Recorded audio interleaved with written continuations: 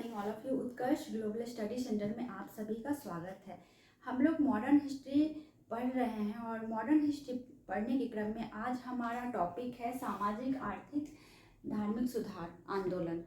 हमने इस क्रम में बहुत सारे वीडियोस पढ़े, बहुत सारे टॉपिक्स पढ़े हैं, जैसे यूरोपीय कंपनियों का भारत आगमन और बंगाल विजय, मैसूर आंग्ल मैसूर युद्ध, आंग्ल मराठा युद्ध, और अब हम लोग 1857 ईस्वी की क्रांति भी हम लोग ख़त्म कर चुके हैं। और ये सबसे मेन इम्पॉर्टेंट है कि हमारे धर्म में कुछ कुरीतियाँ आ गई थी, नहीं, क्योंकि यह कुरीति जो है बहुत समय से हमारे धर्म में चली आ रही है।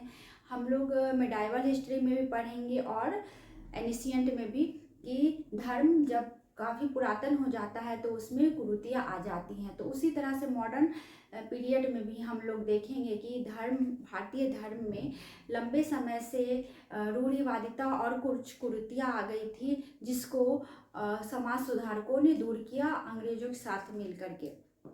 तो इसी क्रम में हम लोग नज़र डालेंगे सामाजिक धार्मिक सुधार आंदोलन के क्रम में राजा राम मोहन राय पर। राजा राम मोहन राय को हम लोग जानते हैं नवजागरण के अग्रदूत के रूप में। इन्हें आधुनिक भारत का पिता कहा जाता है और इन्होंने रूढ़िवादिता, धर्म पर से रूढ़िवादिता को खत्म करने के लिए बहुत सारे अथक प्रयास किए और अंग्रेजों के साथ मिलकर इन्होंने कुछ कानून भी बनवाए जो कि बहुत ही महत्वपूर्ण रहे। तो चलिए शुरू करते हैं। राजा राम मोहन राय 1774 से 1853, इनका जन्म हुआ था 1774 में, मृत्यु हुई थी 1853 ईस्वी में। नवजागरण के अग्रदूत, आधुनिक भारत के पिता, इनको नवजागरण का अग्रदूत कहा जाता है क्योंकि लंबे समय से चली आ रही परंपरा को इन्होंने चुनौती दी थी और नवजागरण लाया था इन परंपरा में, इसलिए इनको नवजागरण का अग्रदूत और आधुनिक भारत का पिता कहा जाता है। पहला ग्रंथ इन्होंने लिखा था फारसी में, तोहफत उल मौदीन, एकेश्वरवाद के उपहार के बारे में इसमें लिखा गया है। पहला ग्रंथ इन्होंने सबसे पहला ग्रंथ लिखा इन्होंने फारसी में, तोहफत उल मौदीन, एकेश्वरवाद के उपहार में। फिर 1815 में इन्होंने आत्मीय सभा का गठन किया। धर्म के पर जो कुठाराघात हो रहा था उसको हटाने के लिए इन्होंने आत्मीय सभा का गठन किया। 1816 में वेदांत सोसाइटी का इन्होंने गठन किया। 1815 में आत्मीय सभा और 1816 में वेदांत सोसाइटी का राजा राम मोहन राय ने गठन किया। 1820 में प्रिंसेस ऑफ जीसस नाम की पुस्तक लिखी इन्होंने। 1820 में प्रिंसेस ऑफ जीसस नाम की पुस्तक लिखी। 1823 में जॉन डिग्री के प्रयास से प्रकाशित, और यह जो है princess of Jesus John degree के प्रयासों से प्रकाशित होती है। 1828 में ब्रह्म सभा हिंदू धर्म में सुधार लाने के लिए, 1828 में ये सभी इन्होंने ब्रह्म सभा के पहले सारे कार्य किया और 1828 में इन्होंने ब्रह्म समाज की स्थापना की, जो कि हिंदू धर्म में सुधार, इसका सबसे महत्वपूर्ण काम था हिंदू धर्म में सुधार लाना। जो हिंदू धर्म में रूढ़िवादिता आ गई थी उसको सुधार लाने के लिए ब्रह्म समाज की स्थापना की जाती है राजा राम मोहन द्वारा 1828 ईस्वी में। 1817 में कलकत्ता में डेविड हेयर के सहयोग से हिंदू कॉलेज की स्थापना की। 1817 में राजा राम मोहन राय ने कलकत्ता में डेविड हेयर के सहयोग से हिंदू कॉलेज की स्थापना की। 1825 में वेदांत कॉलेज की स्थापना करते हैं। 1817 में डेविड हेयर के सहयोग से कलकत्ता में हिंदू कॉलेज और 1825 में वेदांत कॉलेज की स्थापना करते हैं। फिर भारतीय पत्रकारिता के अग्रदूत, इनको नवजागरण का अग्रदूत कहा जाता था और साथ ही भारतीय पत्रकारिता का भी अग्रदूत इनको कहा जाता है। नवजागरण के साथ साथ भारतीय पत्रकारिता के अग्रदूत कहे जाते थे क्योंकि इन्होंने ढेर सारी पत्रिका लिखी थी। 1821 में संवाद कौमुदी बंगाल में, 1822 में मिरात उल फारसी में, 1821 में संवाद कौमुदी बंगाली में, मिरात उल फारसी 1822 में फारसी में, और ब्रह्मनिकल मैगजीन इन्होंने लिखी थी इंग्लिश में। 1822 में ब्रह्मनिकल मैगजीन इंग्लिश में। इनको नवजागरण के अग्रदूत के रूप में जाना जाता है और भारतीय पत्रकारिता के अग्रदूत के रूप में भी जाना जाता है। तो इन्होंने ढेर सारी पुस्तकें लिखी जिसमें सर्वप्रमुख है संवाद कौमुदी, मिरात उल और ब्राह्मणिकल मैगजीन जो कि अंग्रेजी में थी। सती प्रथा पर प्रतिबंध, इनका सबसे महत्वपूर्ण कार्य, ब्रह्म समाज की स्थापना करने के बाद इनका सबसे महत्वपूर्ण कार्य रहा सती प्रथा पर प्रतिबंध लगाना। सती प्रथा का कानून पारित इन्होंने लॉर्ड विलियम बेंटिक के साथ मिलकर के किया था। और सती प्रथा के बारे में इनके बहुत ही मतलब विचार थे कि स्त्रियों को क्यों ऐसा करने पर मजबूर किया जाए कि अगर उनके पति नहीं है तो उनको जीवित रहने का अधिकार क्यों नहीं है, उनको क्यों जला दिया जाता है। वो इसके लिए शमशान में घूमते थे, लोगों को समझाते थे घूम घूम के। और उन्होंने ये बहुत महत्वपूर्ण काम के लिए स्त्रियों के उत्थान के लिए सती प्रथा पर प्रतिबंध। 1830 में अकबर द्वितीय ने ब्रिटेन भेजा। 1830 में अकबर द्वितीय जो मुगल सम्राट थे उन्होंने इनको ब्रिटेन भेजा था और वहाँ से इनको राजा की उपाधि मिली। वहाँ पे ब्रिटेन में इनको राजा की उपाधि मिलती है। प्रथम भारतीय जो समुद्र पार, यह राजा राम मोहन राय पहले ऐसे भारतीय थे जो कि समुद्र पार जाते हैं, उसके पहले कोई नहीं गया था और ये प्रथम भारतीय थे जो कि समुद्र पार जाते हैं। 1833 में ब्रिस्टल इंग्लैंड में इनकी मृत्यु हो जाती है और 1833 में इंग्लैंड में ही इनकी मृत्यु हो जाती है। इंग्लैंड में भी इन्होंने बहुत सारे नवजागरण से संबंधित कार्य किए थे और इंग्लैंड में ही उनकी मृत्यु हो जाती है। तो यहाँ तक राजा राम मोहन राय का सफ़र था।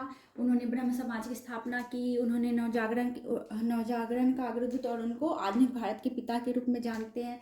उन्होंने पत्रकारिता के संदर्भ में बहुत सारी पत्रिकाएं लिखी और उन्होंने स्त्रियों के उत्थान के लिए बहुत महत्वपूर्ण कार्य किए। और इसके बाद क्या होता है, राजा राम मोहन राय की मृत्यु के बाद देवेंद्रनाथ टैगोर जो कि रविन्द्रनाथ टैगोर के पिता थे, उन्होंने राजा राम मोहन राय की मृत्यु के बाद ब्रह्म समाज की बागडोर संभाल ली। रविन्द्रनाथ टैगोर के पिता महर्षि देवेंद्रनाथ टैगोर 1807 से 1905 जो उनका जन्म था 1842 में, वह यह संभाल लेते हैं। 1842 में देवेंद्रनाथ टैगोर ब्रह्म समाज को संभाल लेते हैं। अब क्या होता है, केशव चंद्र सेन के बारे में हम लोग देखेंगे। देवेंद्रनाथ टैगोर ने ब्रह्म समाज को एक नया आयाम, नई ऊंचाई तक पहुंचाया। उसके बाद केशव चंद्र सेन 1858 में, केशव चंद्र सेन 1838 से 1884 द्वारा ब्रह्म समाज की सदस्यता ग्रहण की। ब्रह्म समाज की सदस्यता केशव चंद्र सेन ग्रहण करते 1858 ईस्वी में। इन्होंने ब्रह्म समाज का विस्तार किया और केशव चंद्र सेन ने ब्रह्म समाज को काफ़ी विस्तारित किया और विस्तार दिया। 1865 में ब्रह्म समाज 2 भागों में बट गया और अब वह समय आता है जब ब्रह्म समाज अच्छे कार्य करने के बावजूद 2 भागों में बट जाता है, इसका विभाजन हो जाता है।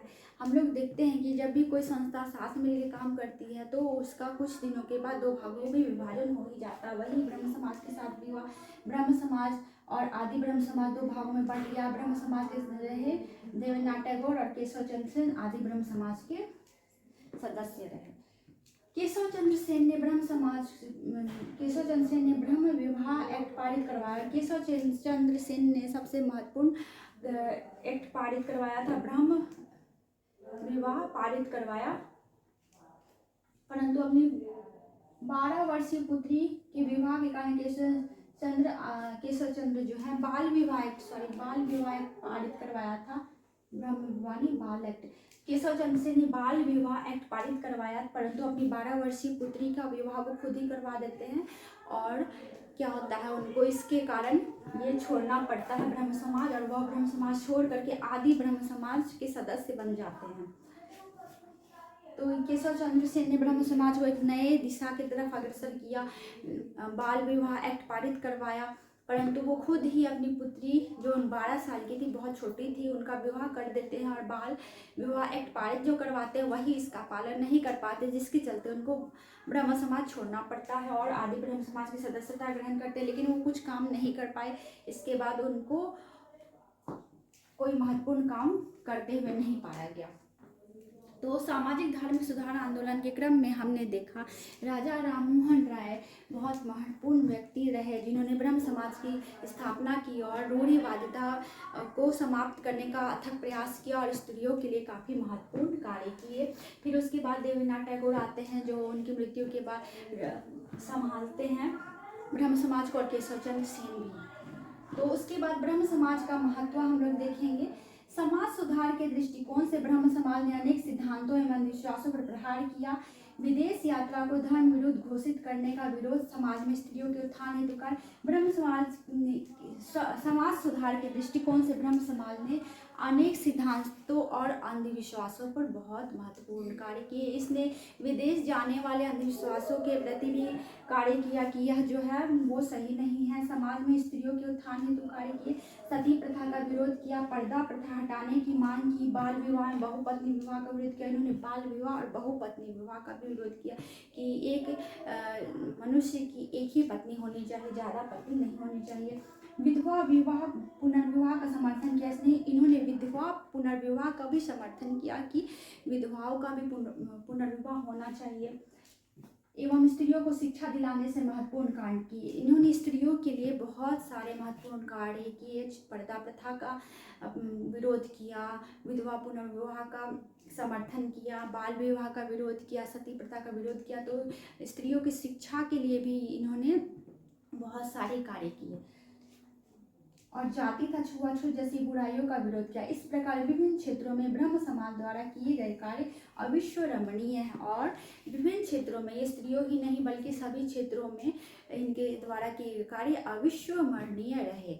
तो हमने ब्रह्म समाज पढ़ा कि हमारे समाज धर्म में छुआछूत और मतलब अंधविश्वास का बहुत ही अत्यधिक समावेश हो गया था, जिसको ख़त्म करने के लिए राजा राम मोहन राय ने कदम उठाया और अंग्रेज़ों के साथ मिलकर इन्होंने एक्ट भी पारित करवाए, कानून भी बनवाए और स्त्रियों और सभी क्षेत्र के लिए इन्होंने बहुत महत्वपूर्ण कार्य किए। तो राजा राम मोहन राय को पुनर्जागरण का अग्रदूत कहा जाता है। तो हमारा यह टॉपिक यहीं पे ख़त्म होता है और इसको आप लोग एक बार और देखिएगा, अच्छे समझ में आएगा। और पूरे टॉपिक को समझने के लिए पिछले वीडियो को जाके देखिए।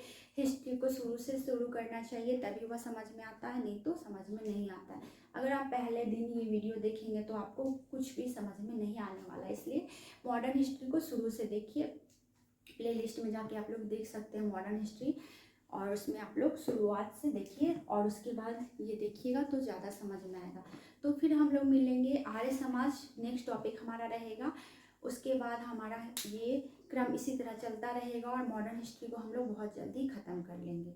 तो उम्मीद करती हूँ आपको ये वीडियो पसंद आया। अगर पसंद आया तो please like, share and subscribe. Thank you.